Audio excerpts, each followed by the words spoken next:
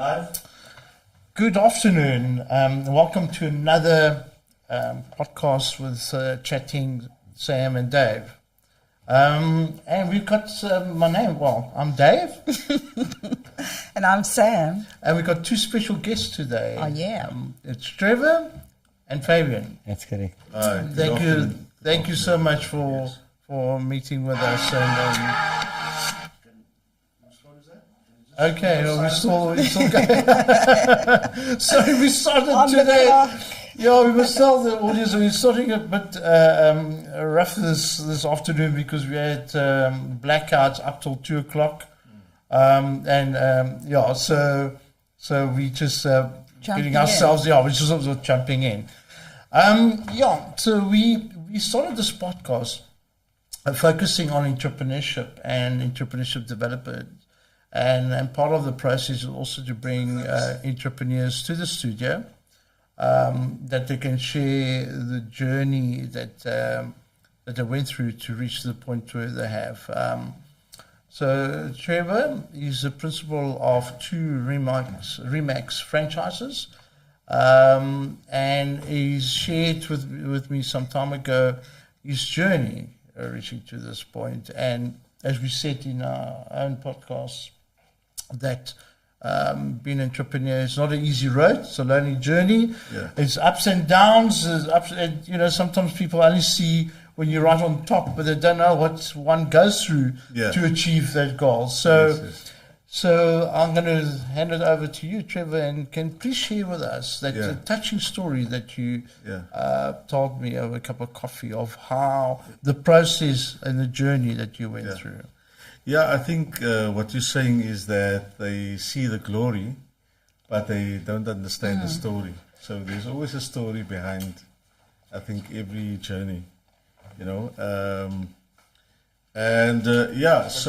So Dave, the journey began, I think, about 25 years ago or so. I grew up on the Cape Flats. Just leave the headphones off if it's not connected. Okay. I grew up in the Cape Flats, as you all know, and I think I always had a passion for doing my own thing. And so I started out, I think I started the security business, about 25 years and more ago. And also then we had a business whereby I did building alterations, and so that's where the whole entrepreneurship started. Okay. Yeah, and it grew from there. So yeah. But if I may ask you, what was the your trigger to become an entrepreneur? So there must have been some kind of a moment where you decided, okay, this is a journey that I want to take. What was the defining moment for you that made you go into entrepreneurship? I think I was wired like that from a young age. I think on the Cape Flats there's a saying that goes that statistically you will amount to nothing.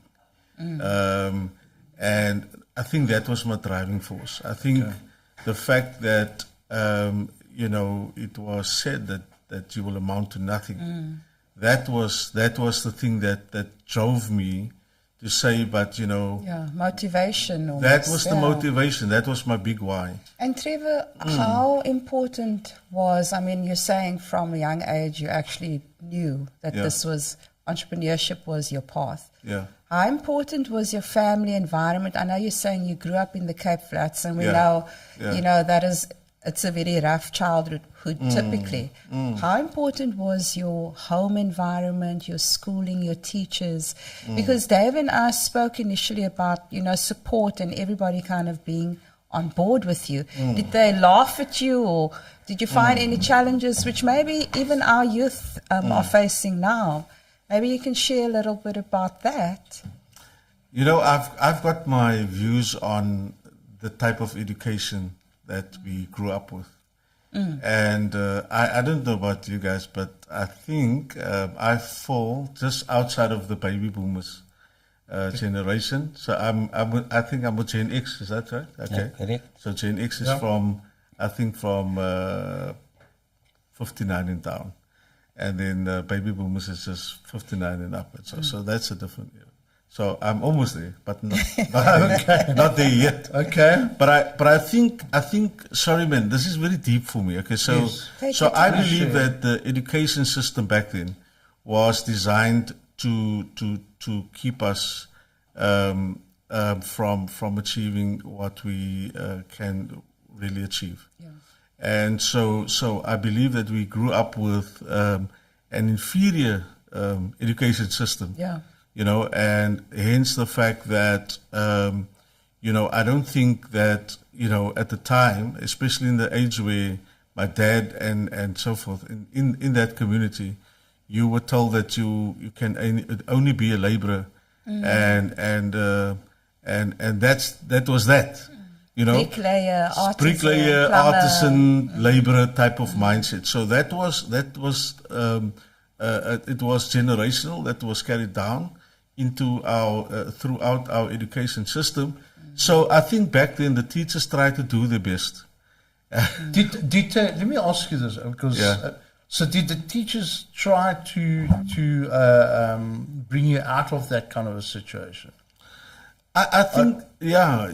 Well, you know, like I think in any school career, you probably have that one or two people that stood out for you, Okay. that made the difference. And I think, yeah, the same with me.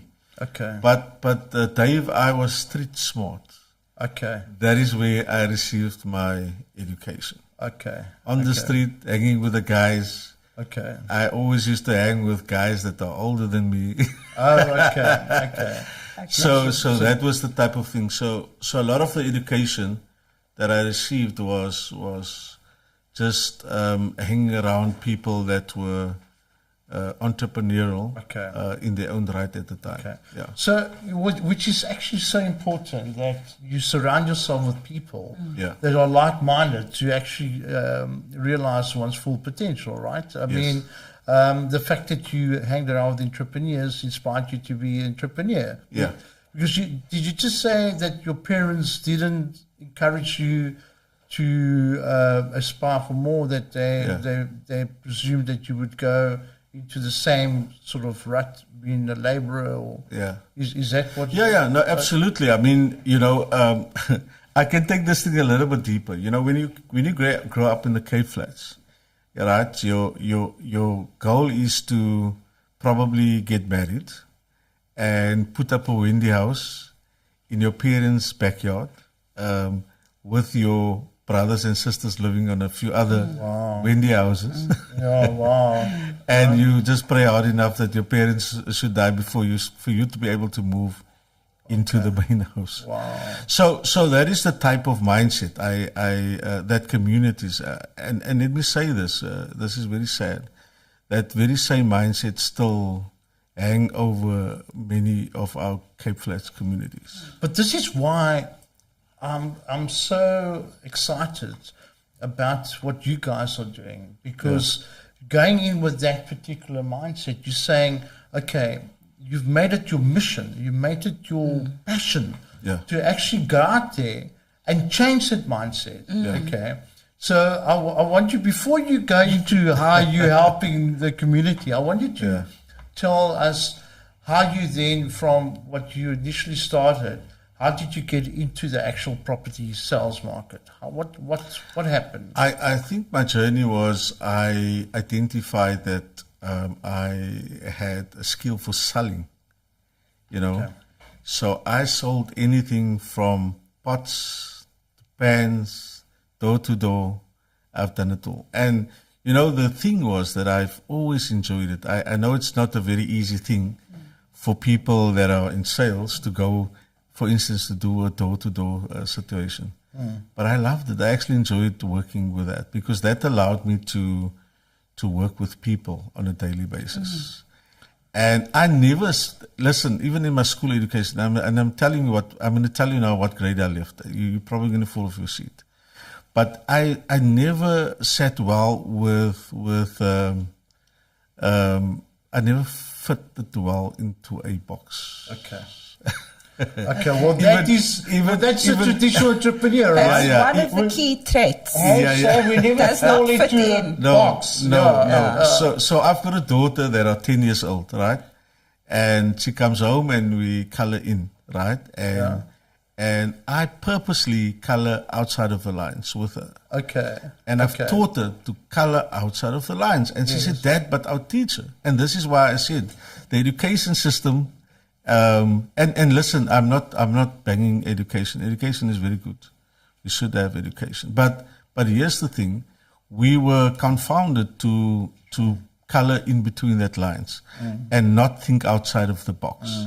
So I say to Isabella, my darling, there's no such thing as coloring inside of the lines. You color and you go beyond those lines, and that is really what the entrepreneur is all about. Right. Because we need to think outside of the box. Absolutely. Yeah. Especially when we have challenges, which we'll go into some of our challenges and in particular with ESCOM. But we'll cover that just now. And Fabian, how did you get into this game? So I was a key account at my previous company for just about 15 years. And then I just decided to take a year off. It was 2017. And after that, I started with another company for about 5 months. And then Trevor headhunted me. I'll stick to that story. I see. Is there another version? Is there... okay, anyway, carry on, Fabian. No, but and that's how... So I literally just came into real estate by chance. You would think it then. Now it's a different story. Now I'll say it's a different reason. But being an estate agent, okay, each estate agent in itself is an entrepreneur, right? Yep. Because it's a direct it's effort related, it's right? based on your input, because you're not getting a salary, you're getting commission, and if you're not doing any sales, you're not getting any income. So each estate agent within an agency are entrepreneurs in their own right. But that's one of the things that Trevor taught us from the beginning already. Yes. He said, you don't come here as an estate agent, you come here as a business owner. Yes. So everybody, and that was one of the first things that you needed to go through. Yes. Because you're thinking you're going to come in here and we're all going to earn money, it's going to be all happy-go-lucky, and you and me, we work together. But you actually have your own business within a business. Which is fantastic. Yeah. And that is really the essence, Trevor, of what you're doing, right? I mean, with the 2 franchises that you own, you go into the community and you hire. You explained it to me when I saw you at your offices. Yeah. Just share with the audience how you go about recruitment. So coming into the industry, when I joined the real estate industry, I looked at it and I always saw that you had this, it was the more senior folk that was in the real estate industry. And I also noticed that it was, people that were already retired and so forth and so on. And the same, a lot of females was in the industry, and that is good. But when I started out, and that is why it's not very appealing to the younger people. Okay. Because it is very, very difficult to enter the industry from a financial perspective. Like you discussed with Fabian now, it's like any other business that you're starting up. Coming to join an industry, you're not coming to work for a company as an agent. You're coming to start your business within a business. That is the model, and that is how I recruit, and that is how I explain it. So starting up a business is going to cost you. Yes. And you probably for the first 6 months to a year, you're not going to see an immediate return on your investment. So that is what is not always well explained. Yes. And but I've changed my model since, and I've focused on. That is why I'm looking for people that are more entrepreneurial, sales background, that type of thing. So that's a quality that you look at the people. That is the quality that I look for, because I'm not looking for an agent to come and work for us, for the company. I'm looking to partner with another business partner. Yeah. Wow. That You're is- not looking for a robot. No, no. You're looking for a self-starter, someone Correct. that can apply themselves and Yes. obviously Yes. expand territory. Because Yeah. you're in the game, so you understand fully. Yeah, how this- you're right about that.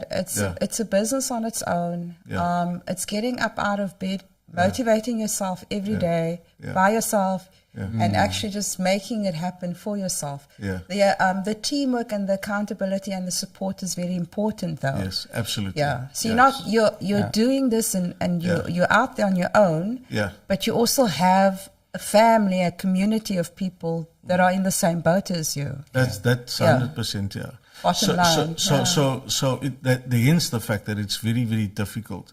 So you will find that when young people, millennials, when they come out of university, college, they quickly want to find a job, you know, where they earning a salary and, you know, they get going. But in this industry, that is why it's so very challenging for young people. Because they want to earn before they learn, you see. And that's the difference. Yes. So I interviewed a young man this morning. So the focus now on our business and our company is to focus and target young people. Okay. That is the focus. You know, I've Trevor, taken sorry, to- are you specifically meaning school leavers, no experience? Well, no. What I would look at college graduates and university graduates Okay. with some sort of background. Not straight from school, though, although we probably would go there at some point in time. But yeah, we're looking at that. But here's the thing: the difficulty is not the fact that they are not able to sell a property, because it's not rocket science to sell a property. Okay. The challenging situation is to be able to have the sustainability. Okay. To set up your own business. We're back Yes. at the business Yes, aspect. yes. Right, Yes. so that is where the challenging part lies. It's do you have the support structure? You know, that is so important. That again, you're saying it's a business within a business. So yeah. when you start out to be an entrepreneur, Yes. one key area of the entrepreneurship development is your support. Your support- structure your support that you have around you. Absolutely, Okay? yes. And like you say, you need enough money or the support structure will support, carry yes. you for 6 months to a year. To a year. So all the principles that relate to starting a business applies to the people that come and join you, right? And you provide what is key. In any business, you provide mentorship, and that is your focus most of the time. That is our foundation. So what we have done over the last few years, we've been very intentional about investing into younger people. So we've taken, we haven't approached government, we haven't approached private, corporate. We've done it out of our pockets because that is the way that because we do business within our community. So that is our way of investing back into the community. So we're currently sitting across the two offices. We're about 52 agents that we are now. And I can tell you 99.9% are young people. Wow. That we've invested. 52 agents? Yes. So a lot of that, so what we've done is we've created a development platform, Dave, where we've invested in. We pay quite a lot of money. We've invested quite a little bit of money to bring in these younger people and to develop them over time. I can tell you now, Fabian has been around for 5 years, just over 5 years. So he's probably the senior guy in the office at the moment, right? But we've had phenomenal guys. I mean, that's been with us for 5 years and less, as short as just over a year. That has done millionaire status last year. And that's the proof right there. No, that's what. So the system is working now. The system is working. Beautiful. You know, we share a common passion, all of us around this table. In that we are passionate about developing communities, and since I moved into Muizenberg, I got stuck in the community, and this is where we connect because we've had a few coffees where we just shared thoughts and processes. Tell me, how, in terms of community, what are you doing? Okay, obviously, it sounds obvious that you are bringing youngsters into your process. What other community activities are you embarking on? Well, I'm sure that this is a lifestyle. It's not just what am I doing, what am I involved in. Entrepreneurship is a lifestyle. It's who we are. Yeah. So we live for it. Somebody asked me the other day, so how many hours do you work a day? I said, oh my word, that's so difficult. I mean, I work 24/7. That is because your life becomes your passion. Your passion becomes your purpose. And so, in the community, myself and Fabian, we belong to the same, believe it or not, we belong to the same community platform whereby it's also mostly youth driven. And so we work in communities like Lavendale, Retreat, Steenberg, Kavde and surrounds, Grassy Park and surrounds. And we work closely with these young people. We've seen how young people, again, where statistically the stat says they will amount to nothing, in an area that is highly gang infested, drug infested. Wow. We've seen how accountants have come out of Lavendale. We've seen how lawyers have come out of Lavendale. We've seen how entrepreneurs are born out of Steenberg, retreat areas. So we are of the opinion that the area where you were born in should not define where what you are capable of. Yeah. Because Dave, I think we spoke about this a while ago. We also believe that success, you're not going to be successful. You are born with success inside of you. Yes. So you need to discover that. You need to discover. You need to yes. And as coach and mentors, we have an amazing privilege, and this is the organization that we belong to in Steenberg. Yeah. And part of that as coaches and mentors, is for us to surface that within specifically the young people. So Fabian, tell me from your experience, how has it been sharing and being able to mentor young people? Yeah. So I think for me, firstly, it's being mentored first. Myself and Trevor as... He's your mentor, I presume? Yes. Okay. In every sense. Okay. Yeah. So I've, because there are different things that I get from different mentors, but I only have two. And then the thing is, when it comes to the mentorship that comes from them, guys that come from the Cape Flats that understand, I don't have to say I grew up with 3 of us in a room. Yeah. And explain what it is to grow up 3 in a room. Yeah. So you have the same type of... So with that comes a different type of heart. So the same heart with him is the same heart with me. And when it comes to that, we went through COVID, we went into our communities and we did what we needed to do. Wow.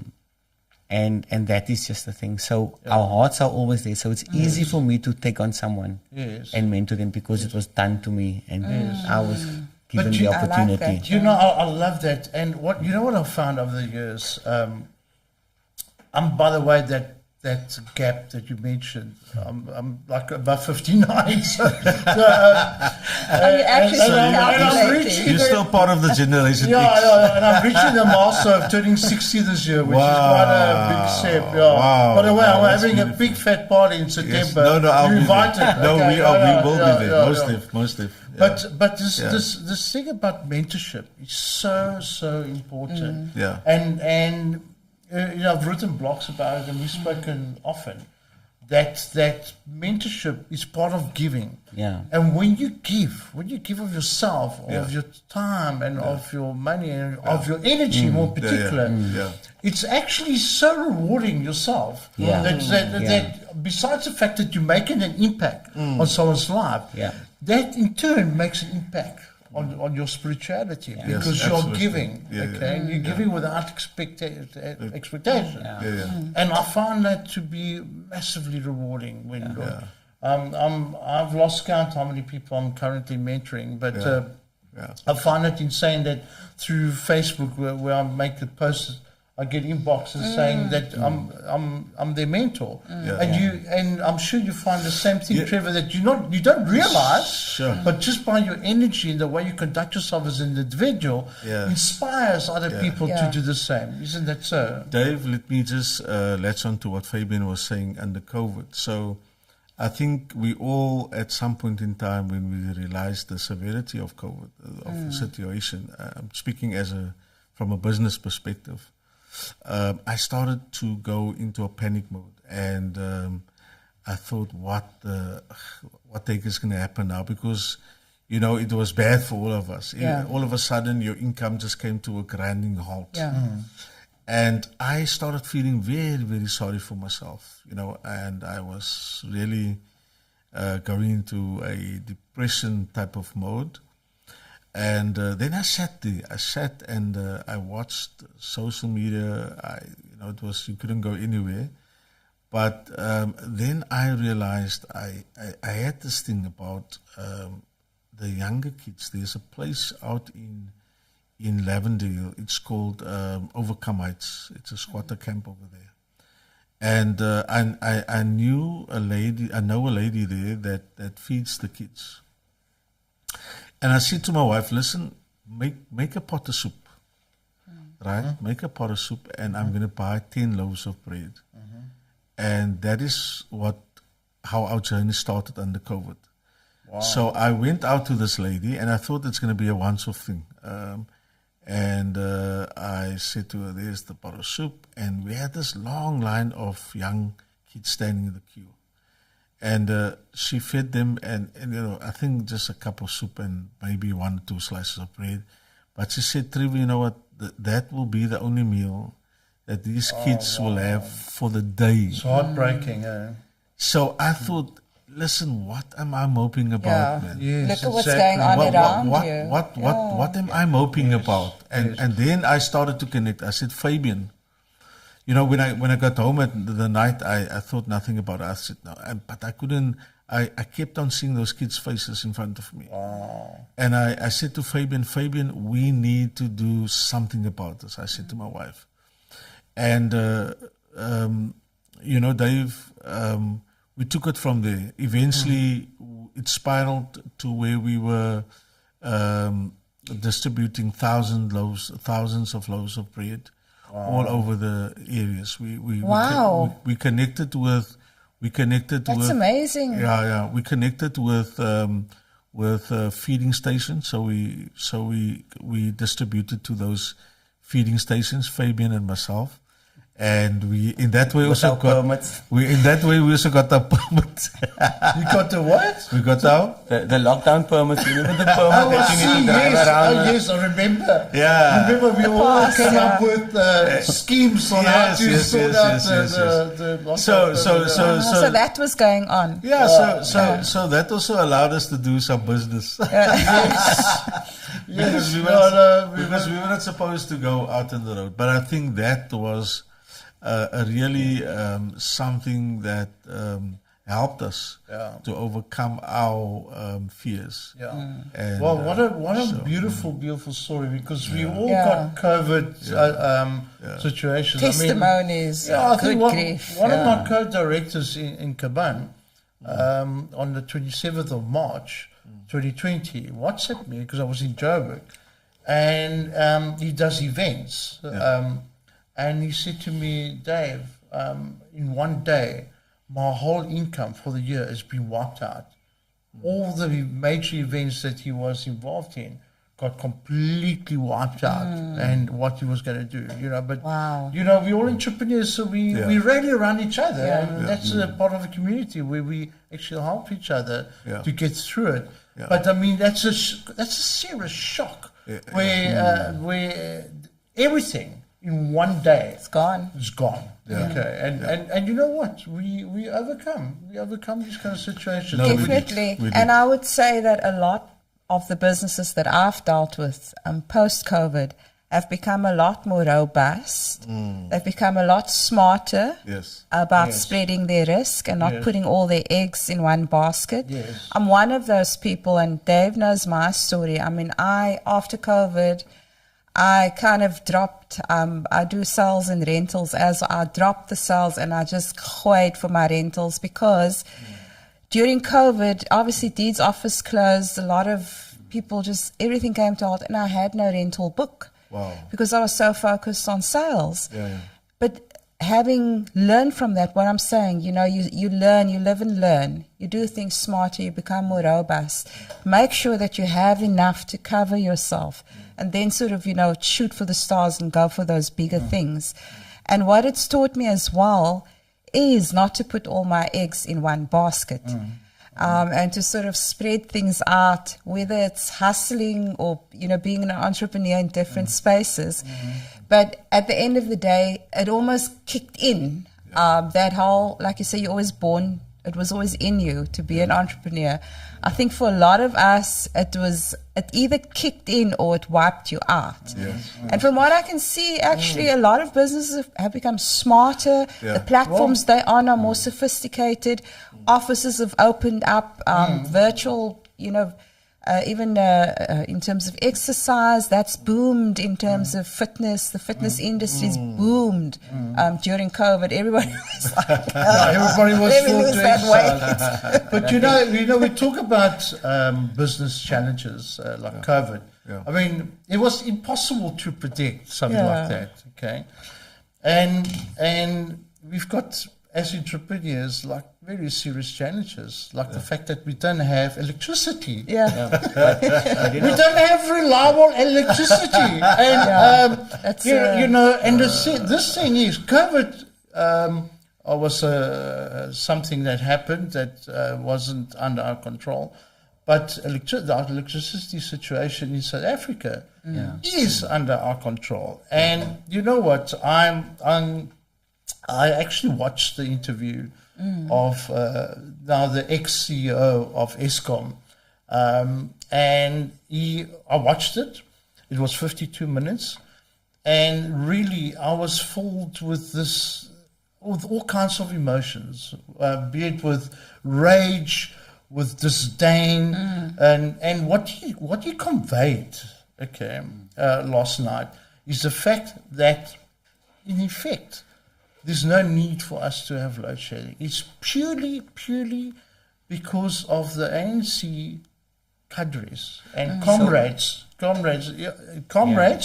that are stealing 1 billion rand a month in Mpumalanga. There are 4 criminal syndicates, that actually are stealing from Eskom 1 billion a month. And there is active sabotage. He says that they put in these cameras with intelligence, that they can pick up how the people are operating within a particular power plant, And what they actually do, they said that the staff disable these cameras so they can actually sabotage the plant or the equipment, and through that sabotage they call in people to come and fix it, because now it's an emergency. And those people that they bring in are also part of this my gang. goodness. So it says that it goes all the way. That's very serious. All the way, very high up within the ANC. So for me, as an entrepreneur and a business person, I look for the opportunity, and that is something that my mentor has taught me. So there is nothing I can do to what Eskom is doing. Nothing. Well, we can vote our ANC out till 2024. That's what we can do. So I can, but now that is a long-term thing. So I'm talking about today. So for me, when it comes to the way I've been mentored very closely over the last 5 years, I'm not even really interested. I'll listen to it because I need to know what's happening. Yes. But it's not going to let me go left or right. Yes. So you tend to look for the opportunity in the crisis. Yes. And that is what it's about. So if we are going to be fixated, according to my understanding, on what this is happening, problem. what benefit is that going to do? So no, for you're me- right. You shouldn't focus on the problem. Yeah. Okay.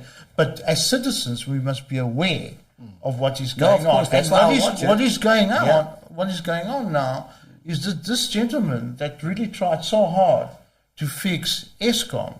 Now, it was because of last night's interview, this morning was called in, and instead of serving his notice period till the end of March, he's asked to leave at the end of Feb. Okay. is okay. Because he explained He what let is the going- cat out the he let bag. the cat out. But it's a serious belly cat. It's a big yeah, tiger that's come out of the No, thing because of course. the exposure is radically. It's really there are consequences. Yeah. Yeah. And now this poor gentleman has to take himself and his family out of the country because there's a target on his back. Okay, He was because poisoned already, eh? they poisoned him with arsenic. And if it wasn't, he had a cup of coffee, he was poisoned with arsenic. And if one doctor didn't identify what was going on, he would have been dead now. Okay. So there's already been an attempt on his life. This is the extent of the rot that is going on. Okay. And you're right, look, I'm not saying it to complain. I'm just saying to that people are aware Yeah. that this situation. And as we entrepreneurs, as we are, we come up with solutions, and we always come up with situations. And in the game that I'm in, when I help entrepreneurs, that is part of the mentorship to Yeah. look at the situation and say, this is what Here we go. Yeah. this is where we are. Yeah, Okay. that's it. We can't sit and complain Here we go. about it. We can't, because that's not going to solve the That's it. situation. Yeah. What is the solutions? Yeah. And we come up with And then solutions. that's when we become more robust. We And start Trevor, being more that's the way innovative. to do it. Yes. Yeah. I think it is a serious problem for small, medium business owners, and even for the economy as a whole, right? Yes.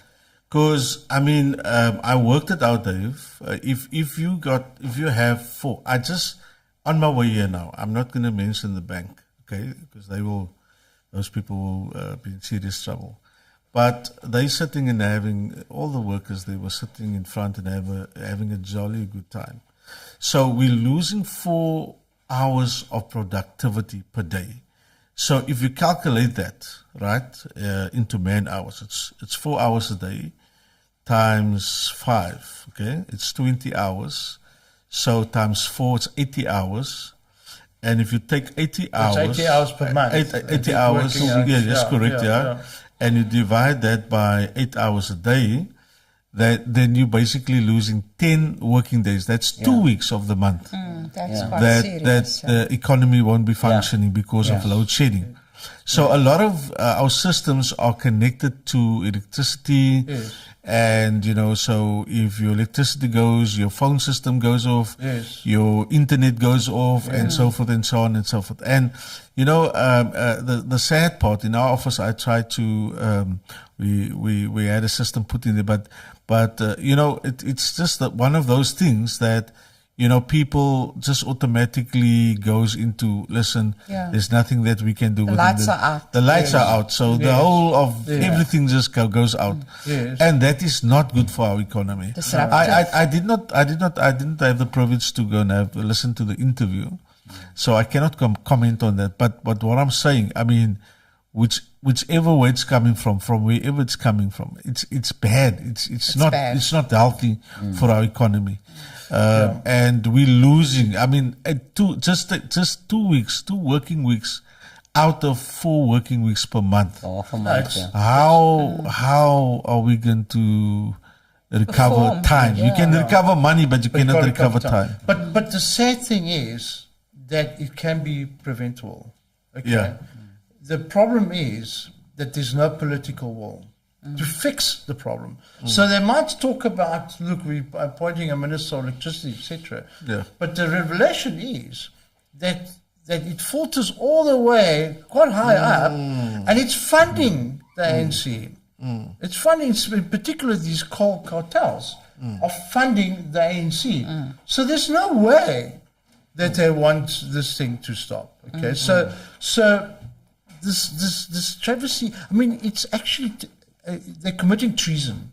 Okay, because it really is treason when you actually willfully Against the people, Dave. willfully go against the people, against the economy, and who's the biggest where's the biggest impact of this situation? The poor. So our unemployment rate is going up, and these people are, in fact, he was saying that some of the buyers are so brazen in the way they commit these crimes that they'll go and buy fancy cars, fancy houses, and it's in your face kind of situation, okay?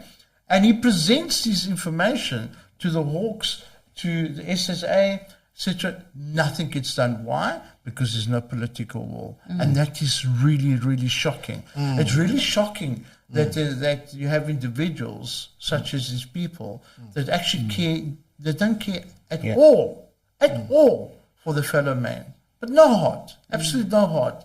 And I get quite Passionate, passionate. I get quite heated up because, you know, we have all the resources, we've got all the capabilities, okay, of having a scenario in our country where there should be no poverty at all, zero poverty. For all the resources, But these bloody criminals that are running our country, they just don't care. They care about having a fancy car, fancy house, and they spit against the poor. So, you know, I'm very... it's a big problem, but I think at the end of the day, change is imminent. Whichever way it's going to go, change is imminent. And what we as citizens need to do is actually push for the best case scenario. And I mean, I know election day is not today, it's not tomorrow, but at the end of the day, that is where the change is going to come in. So, I mean, I'm just employing everybody, even the youngsters who haven't voted before, to go and register, go and make your voice known. Because at the end of the day, if we're not going to do anything about it, and I think awareness about the level of corruption is higher than ever before. And it's broader than ever before. Because maybe the information was kept in a certain group and not, you know, not everybody, you know, like we spoke about the Gogos that are still voting for the ANC. They're not particularly affected by load shedding, living out in the kraal, still all of that. But the impact it's going to have on their children and their grandchildren. So now that penny is dropping. So I'm really hoping that we'll see a change on a massive scale in the likes of 94, 95, where the people actually showed up and spoke. I'm really rooting for the people of South Africa to again show up and speak, and not just show up and vote and tick a box, but show up and speak. And that is going to change the trajectory of this country. Not leaving it to the wolves, not putting a plaster on things, not tippy-toeing around who the bad guy is. You know, we actually need to show up. Absolutely. All right, definitely. Well, I think let's change the subject before we get all worked up here. But that is very powerful. I think, can I add to what you were saying? I think, you know, with the last election, there were very few young people that are very interested, especially in the Western Cape politics as well. And I think it is time that the young people, that they get a wake-up call and understand that their vote, you know, by not voting, you're still voting. Right. Still saying you're something. still saying something, right? And your non-vote is still a vote. So I think we, as business entrepreneurs and as businesses, we must encourage our young people, our people that are working for us and alongside us, that go and vote. It is your right to vote. You have a right to vote. And we can sit here and we can deliberate and say and keep people in power, but we have a vote, and we have the vote to vote them in, and we have a vote to vote them out. Yes, absolutely. No, you're absolutely correct. Well, let's change the tone a little bit. I was thinking about your question on the mentorship. Yes. So, what is Trevor them has done indirectly? They have produced something that I've actually pinned it as pay it forward mentorship. Okay. So you ask me how easy is it, or how do I feel about helping the guys out there in the community and that? It's because I'm only giving back what was given to me. You know, and I think that's how change starts. That's how change starts. One mentee at a time. So now going back to your business, Trevor. I've seen on all across the social media that you've been rewarded by Remax for your efforts. Would you tell us about the awards? Many times over. Many times over. Please don't be shy and share with us the kind of awards that you've won recently. I think I must first of all mention that I represent a team of business people. Sure. So when we say that I was rewarded, it's more like we were rewarded. Okay. The business model that we currently are running with and that we are being rewarded for, as you know, it has created many opportunities for many young people. I have a son that works in the business. That was in the banking sector and joined us about a year ago. Okay. And he did absolutely well. I have a daughter that It's in the blood. It's in the So blood. glad, yeah. So I have a daughter, and even my wife are working in the business. The point that I'm trying to make is that it's not something that I would sell anybody that's not good for my own family. And so I think the reward, the thing that came through for us was, our business location is not in the high end of the market, if you know what I mean. And as an entrepreneur, we sometimes think that we need to go into certain areas to make our mark. But we have made our mark, Dave, in the areas that we were born in, that we were raised in, and you used the word impact. So the word impact was not just by chance. We chose the Remax Impact slogan because every day we make an impact in our community. So the reward is not even for just us as entrepreneurs, but the reward was for the community. That is fantastic. That is how we see that. Yes. Because remember, every time you sell a home or you rent out a home, you are empowering a family. Wow. There is a difference between a house and a home. A house is brick and mortar. Yes. But it's become more than just a house. It's become a home to many. Okay. And to see how people can actually grow from where they were once staying in the Cape Flats, and they can now move to the suburbs, and be part of that transition. It's a wonderful privilege to do that. Absolutely. Wow, and you see that unfolding all the time, All the right? time, Yeah. all the It's time. absolutely all the time. invaluable because the home is a sanctuary. You're right what Yes, you're saying. It's yes. one thing if you're in it just to sell brick and mortar. Yeah. But if you're in it to actually match that buyer with the right property, Correct, yes. and you see that it's a good fit, and you know it's going to be a good story from here on out, that is so rewarding. And I think I can relate to what you're saying because obviously I'm in the game as well. But at the end of the day, I love that your business was started for impact more than for profit. Yes. And certainly the profit has followed, correct? Yes, correct. Yes. So that whole ethos about do what you love and the money will follow. money Well, will this follow. is so important. Yeah. Actually, Yes, it's a very important point you touch because we speak about this often. That we say that if you go into a business purely to make money, you're going to fail. Yes, yes. If you go into business because you're passionate about a particular area of expertise, and you put your heart and soul in it, and as a result of that passion, you make money. It's a secondary situation. Would you agree that that is a scenario? Yeah, look, it is that, and also the spin-offs that comes with that. For instance, I mean, we're saying that we are, at the moment, we are a staff of just over 52, but, there's a lot of other people in that chain, as you well know, in the building industry, plumbers. The whole ecosystem. The whole ecosystem down the line. So yes. we're creating jobs within, and we're very, very mindful of the fact that we need to support the local business. Yes. In And our- do you? Is that what yes, you do? that is Okay. absolutely what we do in our local communities, from our attorneys to our builders down the line. And these are small business guys, and we absolutely support them. They must give the service levels, though. Yes. We don't compromise Yeah. the service Yes. levels. Otherwise, Yes. we don't give you the business. Yeah. So, but that is what we do. It's like, the one like Fabian mentioned earlier. It's just a ripple effect of you being empowered through impacting, but others being empowered alongside you. So it's a win-win for So even though you have 52 people unemployed, those the people that they impact in turn, it just cascades, isn't it? It just grows, ripple effect. Yeah. So we want to impact communities.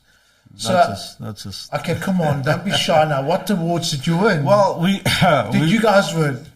I think we won the top team. For the whole of South Africa. What?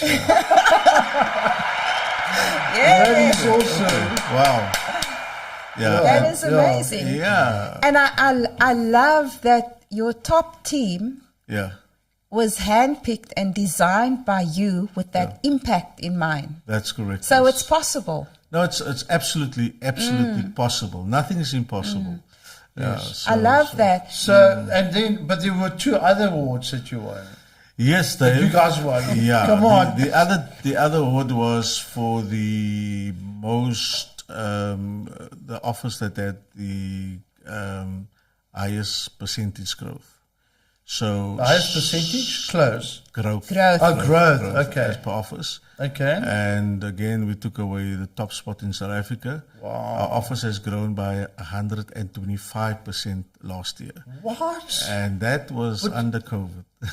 125% growth. Growth, yes. Growth in turnover. All over. Across the spectrum. Turnover, man number, you name it. That is. And that is an award across the country. That's across the country, Dave. And this is not the first time that you've won these awards. Well, it's the first time we won these awards, yes. But last year, I remember you also, what did you win last year? Well, last year it was on a more personal level. Oh, I see. Yeah. Okay. So, but, the business has grown.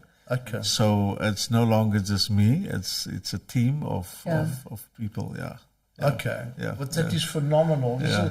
What a massive success story where entrepreneur comes from where you came from. You go into with a lot of passion and devotion. You bring people from those communities and you get recognized by being the top in the country. Isn't that a testament of your passion? Yeah, that is amazing.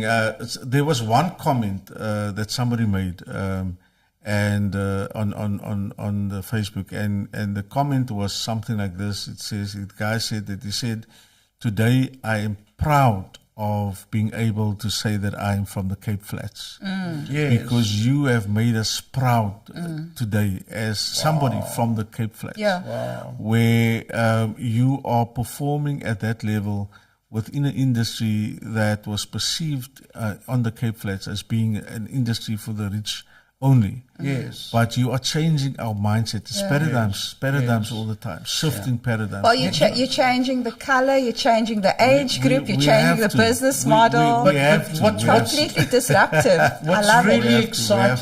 What's really exciting is what you said earlier. You said you're changing the mindset. Yeah. Now that's so powerful because you're giving hope then. Yes, sir. You're giving hope Yes, to people to say, yes, I can do this. Yes. Look at the way where you came from, what you've achieved, and now you're getting national awards for it, which gives people in your community hope of achieving that that situation. Yes. I love the irony, before you move on, Dave.